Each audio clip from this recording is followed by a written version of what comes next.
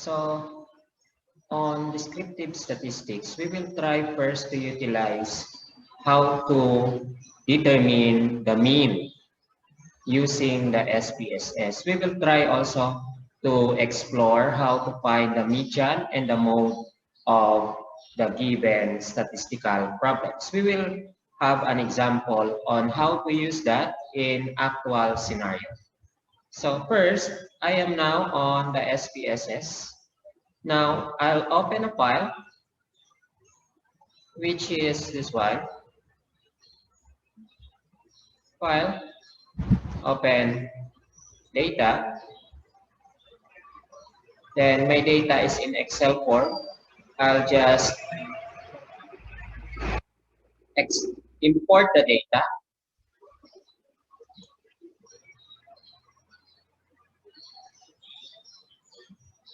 So the data now is importing. Then I'll just press OK.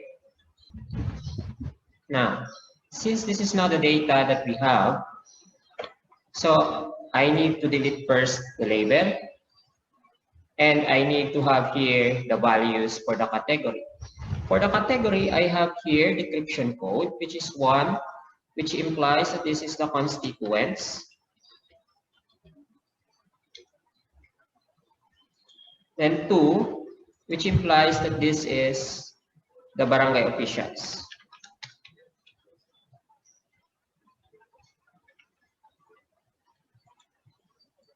Now, where does this following decryption code is based? Just inspect the, what do you call that? Inspect only the instrument that was used in the study. So the instrument that was used in this study is this instrument. This instrument. Okay, this is the instrument that was used. So on the first part, they have here category, which is constituent and barangay officials, because the title of the study is Responsiveness of Gender and Development Program in Selected Barangay of Ojong. Another also is that there is a sex, which is defined as male and female, and also name of the barangay. Then, they have this category health. We have also the category of education, category of security and safety, economics. We have also political. And we have also here the part 3, which is perceived problems. So all of this has been encoded already, and I have just already exported that in SPSS. So going back to SPSS, this is our, again, variable view and our data. These are our data. So again, I'll go back to variable view. I'll change all of this H1, which were coded, into a scale. So scale, so bubuuhin ko po siyang i-convert sa scale. I'll click copy, then I highlight the remaining and right click, then paste. So everything now is in scale. Next, in terms of barangay, I'll put now the decryption code. So there are 6 barangays that was involved. So 1 refers to Dapawan. 2 refers to Malilico. 3 refers to Bujong. 4 refers to Liwanag. 5 refers to Liwayway. And 6 refers to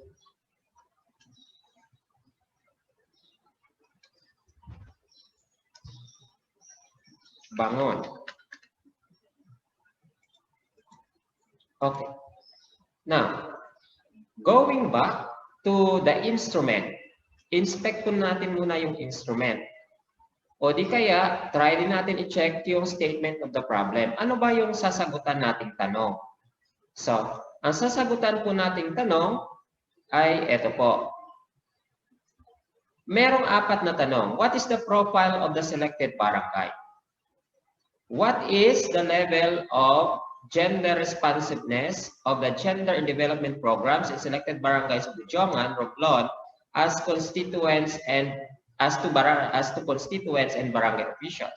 What is the level of gender responsiveness of gender development programs in selected barangays of Bujongan, Romblon as to sex? What is the perceived problems that affect the level of barangay performance? Now, if you observe here in the instrument, meron tayong isang category which is health. In terms of health, pwede po nating makuha ang mean muna ng lahat ng ito. So, yun po muna ang kailangan nating kunin. Pagkakuha po natin ng mean po dito, tatawagin po natin yung si health. Health lang po, wala ng H1.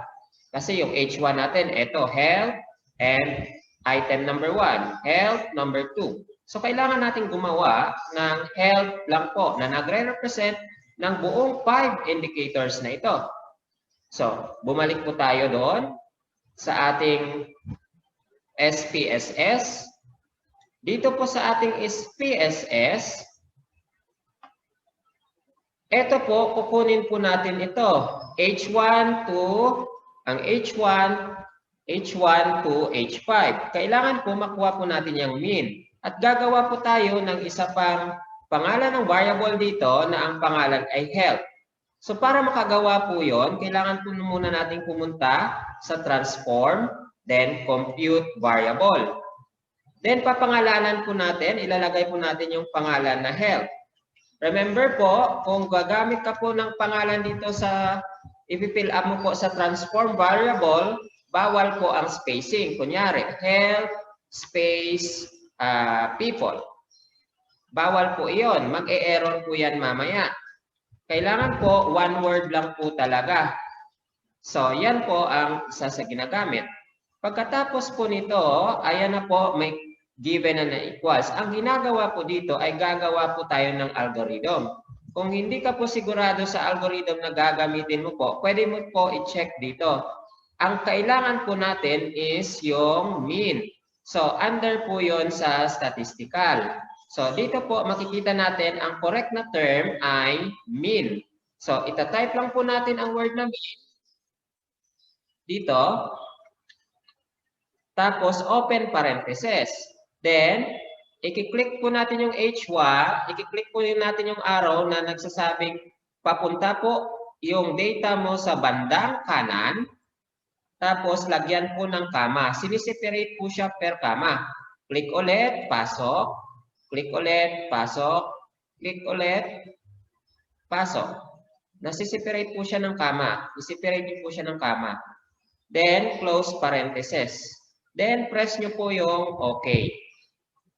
At yun po, kung titignan po ninyo, una po, may lalabas po yon sa output view. Sa output view po, ito po yung lalabas. Dito po nakalag na nag-compute ka po ng health, which is equal to the mean of H1, H2, H3, H4, H5. Yan po ang paraan. Kung babalikan po naman natin doon sa may variable view, ito po yung makikita ninyo. Dito po sa baba, ito na po yung health. Yan na po. Ito na yung panibagong nagawa nating data.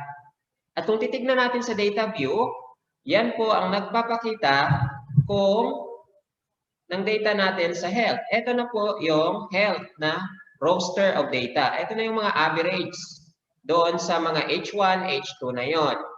So ngayon, gagawa pa po tayo ng iba pa. Kasi yung iba po natin, meron po tayong E, which refers to education. So, gagawa po ulit tayo. Punta lang po tayo ulit sa transform. Papalitan na po natin ang target variable na education. Then, mean pa rin po, i-edit ko lang po, ang mga E naman po, ang ipapasok ko na nakaseparate per comma.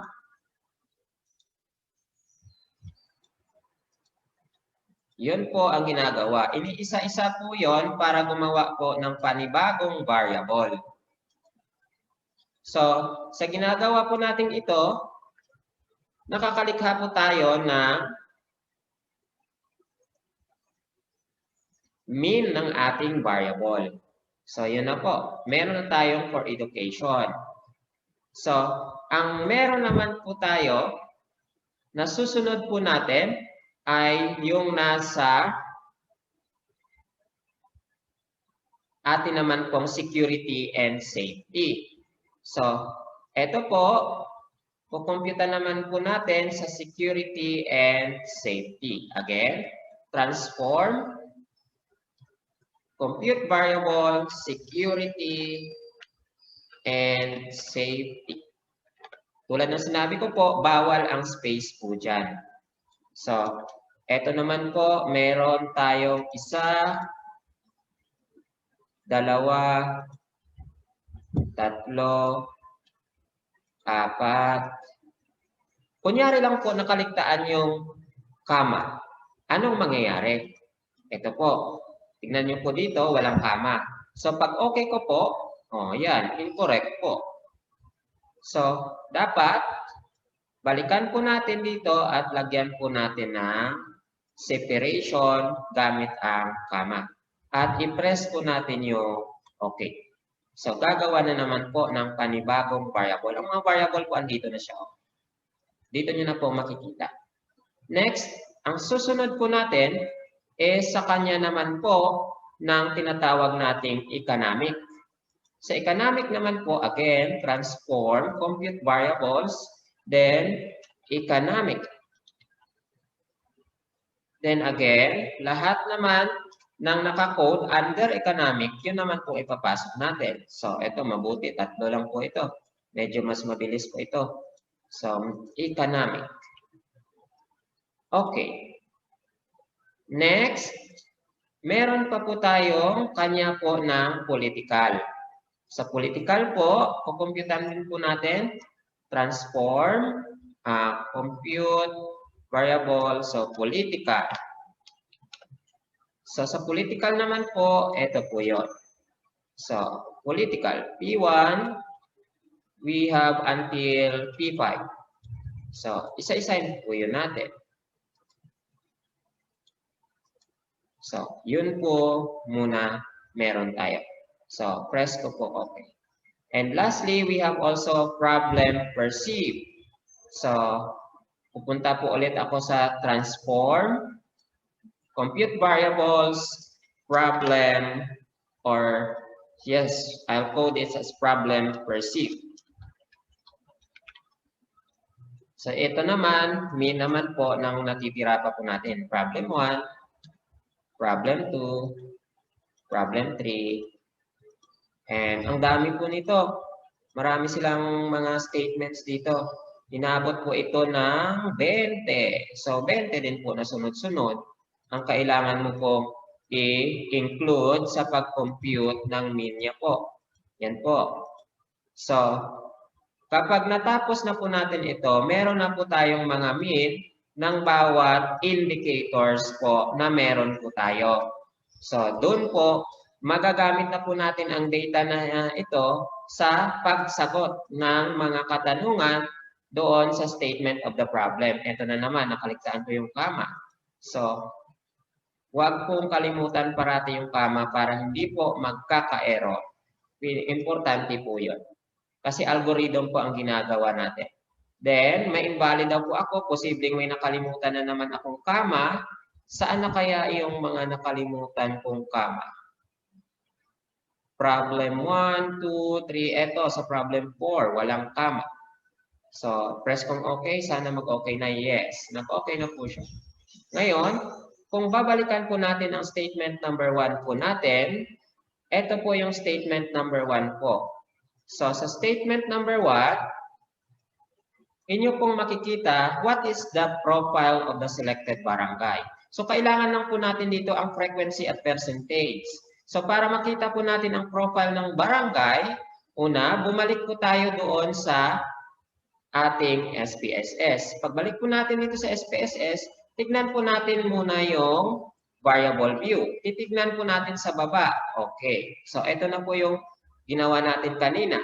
So, ngayon, kukumputin na po natin kung ilan yung profile ng ating respondents. Punta lang po tayo sa Analyze, Descriptives, then Frequency. Then, you'll just check the category and barangay. So, sa category po natin, lalabas po dito, ito yon.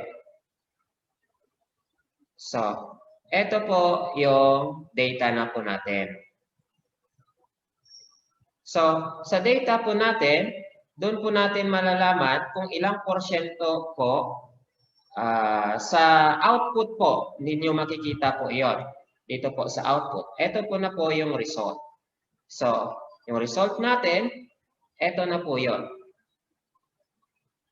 So, baka may mga missing items po kayo na lalabas. So, kailangan po ng tamang proper screening. Titignan po talaga ninyo. Ito, lumalabas yung mga missing. Ibig sabihin po, may mga data po doon na mali-mali ang pagka-encode. Yun po ay dapat ninyong ayusin. Kaya sa pag-encode po, napaka-importante po ang tamang pag-encode ng data. Huwag pong hayaan na mag-encode lang basta-basta. Kasi lalabas po dito, may mga missing po yan. So, kung gusto nating mawala po yung mga missing, subukan po nating balikan yung ating data. Kung titignan po natin yung ating data, bumalik po tayo dito sa data view. Sa data view po, tingnan po natin sa dulo. Wala naman po masyadong mahalatang missing. Pero nag-i-indicate po siya na may missing po siya. So, mahirap po hanapin kapag may mga missing po tayong data. So, kinakailangan po talaga na kapag kayo ay nag-i-encode, siguraduhin po natin. Now, ang sinisikap po munang ipakita ngayon, paano po mag-compute ng ating mga frequency, mean, median, at saka yung inyong mode. Ngayon, kung babalikan po natin yung statement of the problem natin, nasagutan na po natin ang ating question number 1.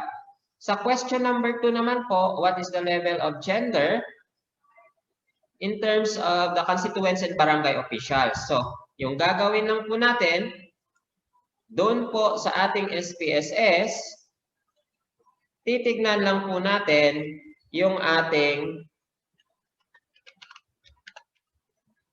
data.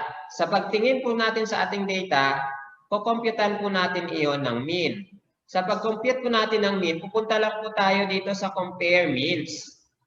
Yan, compare means. Tapos, ipapasok po natin lahat ng data meron tayo dito. Ito yung nakukuha natin sa ating questionnaire. Pupunta po natin yan sa dependent variables. Ngayon, ang tinatanong is para sa constituents at para sa barangay. Kaya ipasok po natin sa independent yung ating category list. Yun po.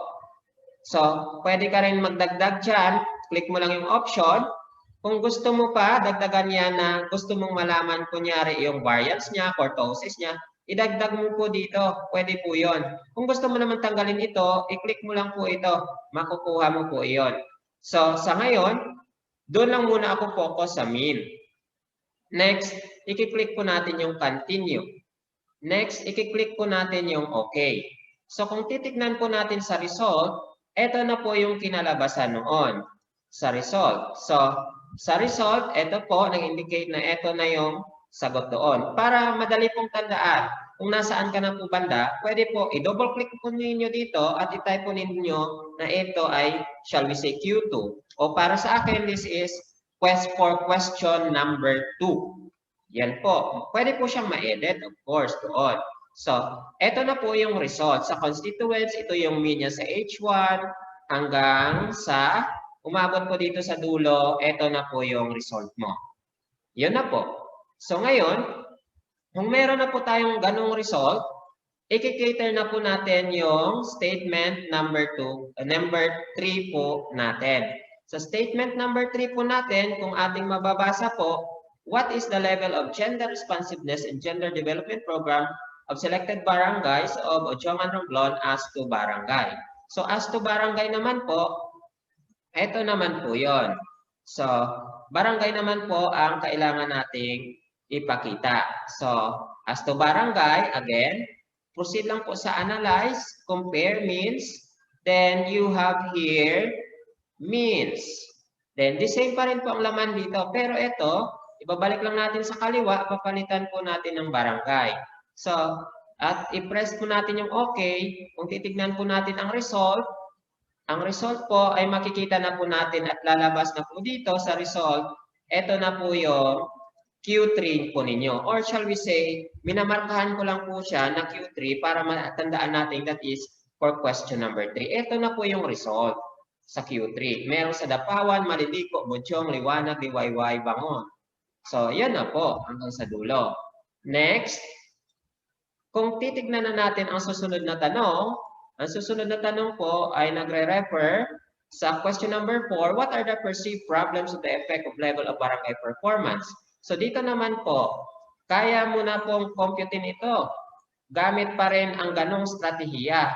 So sa ganoong strategiya po pa rin, ating makikita, analyze, then compare means, then means. Then lahat pong ito, ibabalik lang po natin, problems lang po. Problems perceived. So, yun po. Kasi problems lang naman ang hinahanap natin. So, in a selected barangay po. So, barangay lang ang concern po natin. Hindi po natin concern ang punto na in terms of constituents po ba? Or in terms of tinatawag nating constituents or barangay officials. Barangay lang po. Kung ano po yung tanong, yun lang po ang pagbibigyan natin ng sagot. Then press okay po. So sa baba, makikita na po natin, ito na po yung Q4 po ninyo. Q4. Or sagot po ito na po yung Q4 ninyo. Ang sagot po sa question number 4 po. Ito na yun. Ito yung mean sa Dapawan. Ito yung standard deviation ng problems perceived sa etong item na ito. Pero kung gusto mo pong makita, pati yung mga specific problem 1, problem 2, pwede rin naman po yun. Punta po tayo dito. Again, punta tayo dito sa variable view. Again, compare means, then means. Ang etong problem 1 at problem 2, ibalik po natin doon sa kanan. Pagbalik po natin sa kanan, ito ibalik po muna natin o di kaya ang plano ko po kasi gusto ko itong makikita sa baba. So pwede mong i-drag doon pero ang pinakamabilis is ibalik mo siya sa kaliwa tapos ibalik mo po siya sa kanan, sa dulo mo na po siya makikita. At i-click mo lang po ang okay. At makikita mo po ang lahat ng denomination doon sa output view ng lahat ng problems na ito. So, ito po ay pwede rin doon sa ating question number 4. Ito po yun. Ngayon, maaaring magtaka kayo, paano naman kung gusto kong computan ng median at saka mode? For example, gusto kong computan ng median at saka mode. So, doon sa ating data, ang median at mode ay makikita po sa ganitong paraan. So, descriptive statistics, then frequency. Sa frequency po, kunyari ito, ano ang median, ano ang mode ng category at saka barangay. So, sa category, asan bang mas marami? Yung barangay o barangay officials o yung constituents? Punta lang po sa statistics. Click po ninyo yung median, mode, mean. Kung gusto mo po yung sums, pwede rin. Pwede po yun. Next, click mo po yung continue at i-click mo po yung okay. So, kung titignan po natin ang resulta, makikita po natin ngayon, ito po, sa barangay po at sa category, sa constituents po. Yan po. Ito rin po sa ating barangay. So, kung titignan po natin sa frequency, ilan po ba ang median, ilan po ba ang mode? So, ito po yun sa taas. So, ito yung data kanina na makikita natin kung frequency lang po. Frequency lang. Yung mean, ito pong makikita natin. In terms of category, generalize niya po. Wala po siyang pakialam doon. So, kung ilan po. Kasi yung mean po, ina-add po nila yung 1, 2, 1, 2, 1, 2. Na-code ninyo, ina-add po nila yon at kinukuha yung average. At dinidivide sa number of respondents or participants. Dito din po, ito rin yung mean niya. But it does not make sense kung gagamitan mo yung mean, yung independent data mo. Ang median also, it's somewhat like it might give or provide a little sense, but ang pinakamagandang magbibigay sa atin ng sense is ito yung ating mode. For which, ang mode po natin sa category is yung 1. Yung 1 po ay ang code po natin sa category that refers to constituents. So, ibig sabihin, pinakamarami ay constituents. Dito naman sa barangay, pinakamarami din po ay hindi mo po makikita. Titiknan po natin ang node. Ito. Kasi ang bawat barangay po ay composed of 64 respondents. So sa 64 respondents pong iyon, makikita po natin na pantay po. Kaya po 1, then may hyphen po siyang letter A. Kasi po, ninonote naman po niya na there were multiple modes exist. The smallest value is shown. So, ang pinakamababang value is 1. Pero ang dami pong mode. Yun po ang pinupunto noon. So, yan po kung paano mag-compute ng mean, median, mode, at mag-compute po. Kadalasan po kasi sa statistics, ang kinocompute ay mean. So, yun po. Sana po ay kayo ay may natutunan sa klase natin ngayon.